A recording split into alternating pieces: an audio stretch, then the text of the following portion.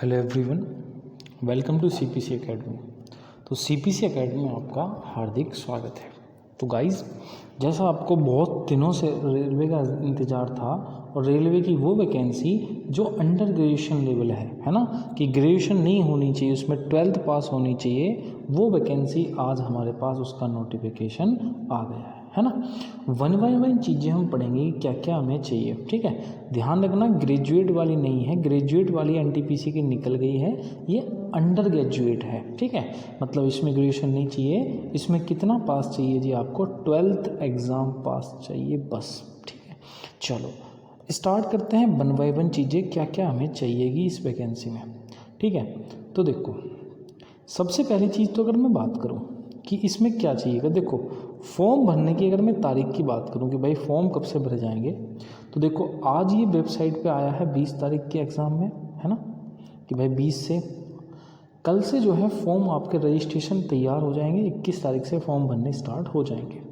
Registration की जो closing date होगी वो कब होगी भैया, 20 अक्टूबर होगी, है ना, कि 20 अक्टूबर तक फॉर्म आपको भरने ही भरने हैं। और डेट ऑफ फीस पेमेंट की, जो फीस काटने की पेमेंट होगी वो 21 तारीख होगी लास्ट, ठीक है, कि भाई जब तक आप फीस कटवा सकते हो।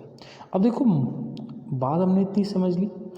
अब देखो ये जो फॉर्म है ये कितने वैकेंसी आएंगी, तो इसमें भैया 5 चीज़ों पर 4 इसमें हैं, 4 वैकेंसी पे फॉर्म भरने हैं। एक है कमर्शियल टिकट वाला क्लर्क वाला, अकाउंट क्लर्क वाला, जूनियर क्लर्क है और 10 क्लर्क है ना।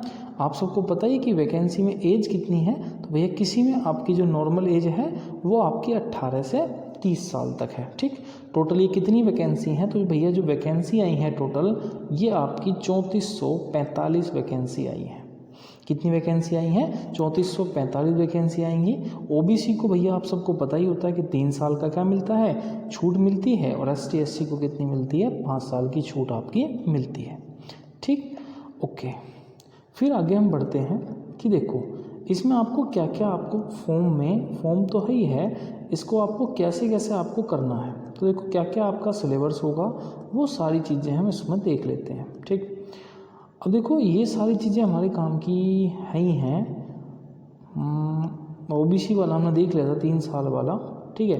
फॉर्म भरने की जो फ़ीस है वो कितनी है भाई, देखो फॉर्म भरने की जो फ़ीस है वो 500 रुपये है।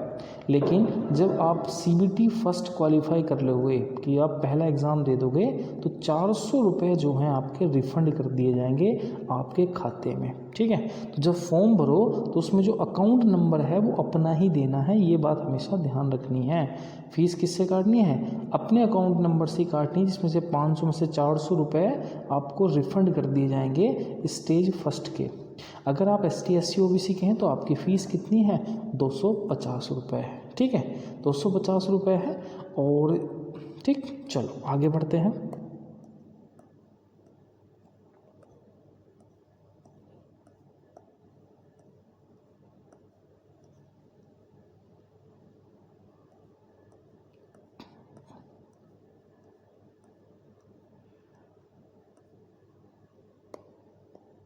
अब देखो, अगर हम बात करें इसके एग्ज़ाम की, तो इसके 2 एग्ज़ाम होते हैं। सबसे पहला सीबीटी फर्स्ट होता है। सीबीटी फर्स्ट का मतलब होता है कंप्यूटर बेस्ड टेस्ट। इसमें क्या होगा, 90 मिनट्स के आपको मिलेंगी, 90 मिनट, जिसमें से 40 क्वेश्चन मिलेंगे आपके किसके, जनरल अवेयरनेस के, 30 क्वेश्चन आपको मिलेंगे मैथमेटिक्स के, और आपको रीजनिंग के कितने क्वेश्चन मिलेंगे, आपको 30 क्वेश्चन। तो भैया क्वेश्चन मिला के कितने हो गए, 100 क्वेश्चन आपको मिलेंगे। और आपको उन 100 क्वेश्चन को करने के लिए कितनी मिनट चाहिएगी, 90 मिनट आपको चाहिएगी, है ना। लेकिन आप अगर विकलांग वगैरह हैं तो आपको 120 मिनट मिलती हैं, फिर 2 घंटे मिलते हैं, ठीक है। निगेटिव मार्किंग कितनी होगी, तो 1/3 जो है निगेटिव मार्किंग आपकी होगी, ठीक है। मतलब अगर आपने 3 क्वेश्चन गलत किए तो 1 क्वेश्चन आपका सही जो होगा वो कैसा हो जाएगा, गलत हो जाएगा। ले बैठेंगे 3 गलत आपके, तो 1/3 आपकी निगेटिव मार्किंग है, ठीक। उसके बाद अगर मैं बात करूँ इसमें सिलेबस की, क्या क्या सिलेबस है ना। सबसे पहले थोड़ा सा सिलेबस देख लेते हैं कि सिलेबस क्या क्या है। तो देखो मैथमेटिक्स क्या है, मैथ में क्या क्या है इसमें, तो नंबर सिस्टम आएगा, डेसिमल है, फ्रैक्शन है, एलसीएम एचएफ है, रेशियो प्रोपोर्शनल है, परसेंटेज है, मेंसुरेशन आपको देखने को मिलेगी, टाइम एंड वर्क करना है, टाइम एंड डिस्टेंस करना है, सिंपल एंड कंपाउंड टेस्ट करना है, प्रॉफिट एंड लॉस है, एलिमेंट्री अलजेब्रा है, ज्योमेट्री है, ट्रिगो है और एलिमेंट्री स्टैटिक्स है। ये आपको मैथमेटिक्स में आपका सिलेबस है।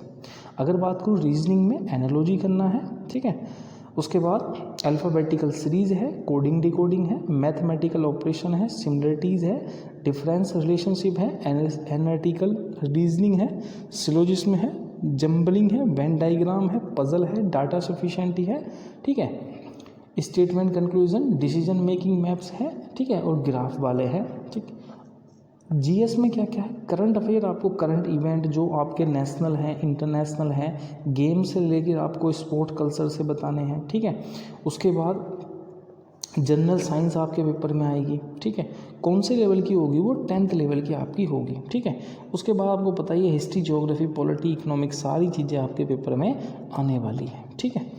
चलो, उसके बाद आपका देखो, जब आप पहला पेपर पास कर लेते हो तो फिर पेपर होता है आपका दूसरे नंबर का पेपर, स्टेज 2।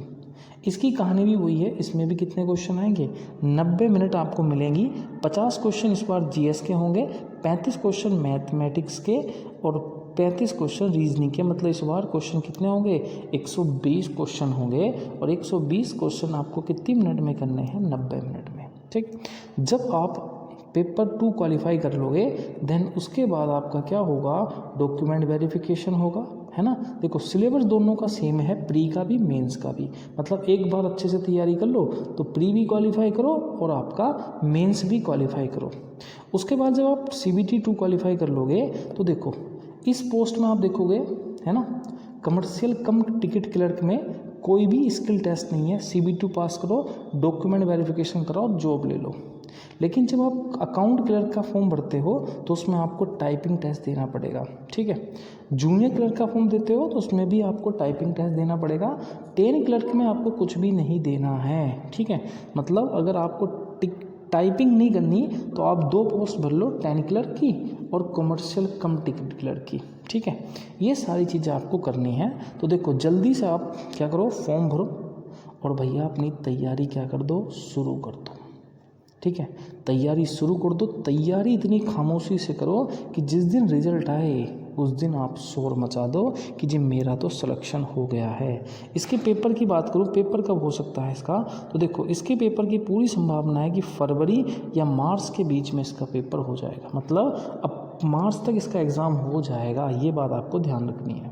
तो टाइम कम है, वैकेंसीज भी कम है, लेकिन कॉन्फिडेंस हमें पूरा रखना है और भैया हमें तो एक सीट चाहिए, ठीक है। चलो इतनी बातें आपको रखनी है। मिलेंगे नेक्स्ट वीडियो में एक नई इन्फॉर्मेशन के साथ, तब तक के लिए जय हिंद, जय भारत।